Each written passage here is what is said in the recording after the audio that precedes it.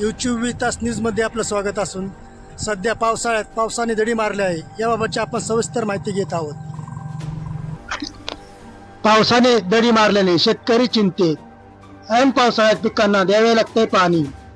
अवकाळी पाऊस झाल्याने शेतकऱ्यांचा पाणी प्रश्न मिटला, परंतु ऐन पावसाळ्यात पाऊस गायब झाला असून नुसतेच ढगाळ वातावरण होत आहे.